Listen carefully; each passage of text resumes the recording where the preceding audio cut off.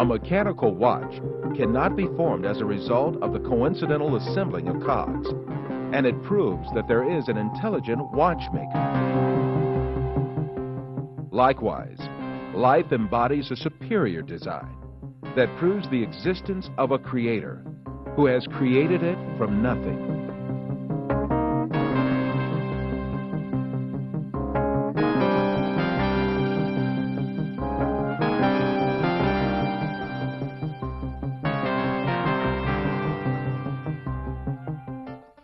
The whole universe is the outcome of a flawless creation.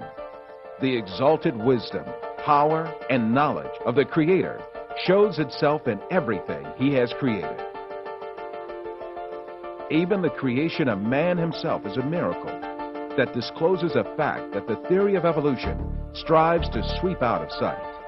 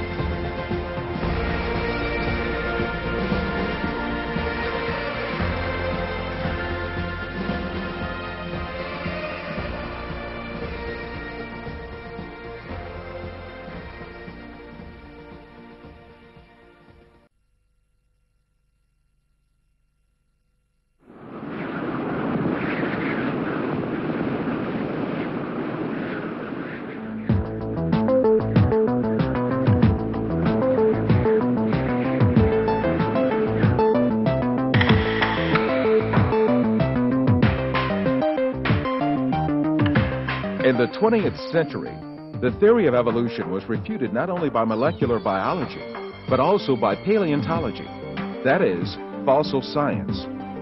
No fossil remains supporting evolution have ever been unearthed in excavations conducted in every corner of the world.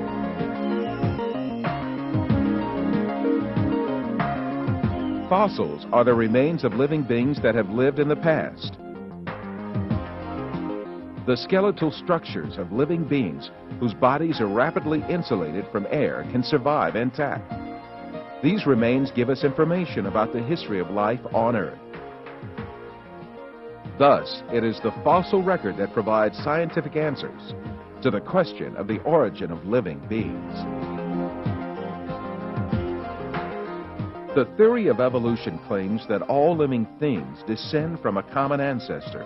According to the theory, the origination of such diverse living beings took place through minor and successive variations over a very long period of time.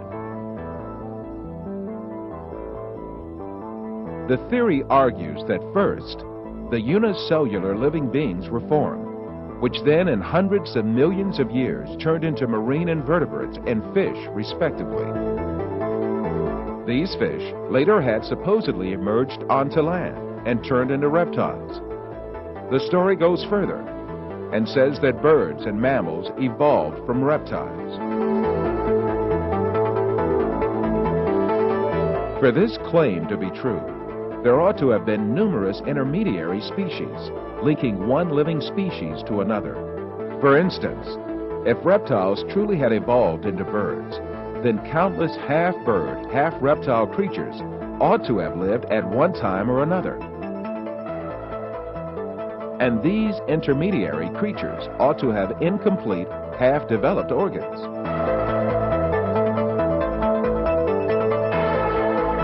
Darwin called these hypothetical creatures transitional forms. He knew that in order to support his theory, the remains of such intermediate forms had to be found in the fossil record. And the origin of species, he wrote, "If my theory be true, numberless intermediate varieties linking most closely all the species of the same group together must assuredly have existed. Consequently, evidence of their former existence could be found only amongst fossil remains." However, Darwin was aware that the fossil record did not contain any of these hypothetical intermediate forms. This is why he devoted a special chapter to this in his book and posed these troubled questions. Why, if species have descended from other species by fine gradations, do we not everywhere see innumerable transitional forms? But as by this theory, innumerable transitional forms must have existed, why do we not find them embedded in countless numbers in the crust of the earth? Darwin had supposed that such transitional forms would be discovered when the fossil record was inspected more carefully. Subsequently, evolutionists that followed him examined geological layers all around the world for 140 years and looked for these missing fossils. All these efforts ended with great despair. The transitional forms imagined by Darwin remained just that, figments of imagination.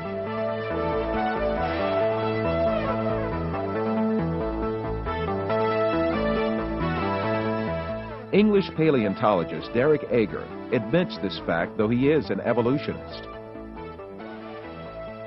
The point emerges that if we examine the fossil record in detail, whether at the level of orders or of species, we find over and over again, not gradual evolution, but the sudden explosion of one group at the expense of another.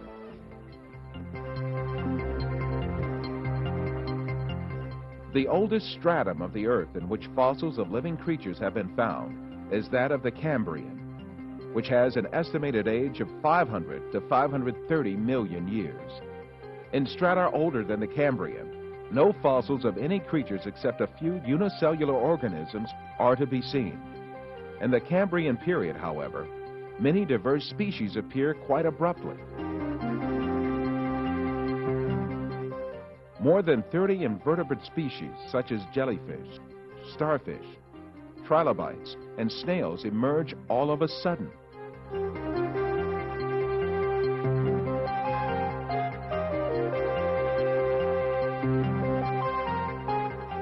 These living beings have complex body systems, such as the circulatory system, and also very complex organs.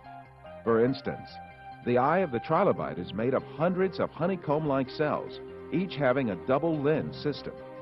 It is a wonder of design. This is the first eye that appeared on the earth, and it definitely refutes the Darwinist claim that life evolved from the very primitive towards the complex.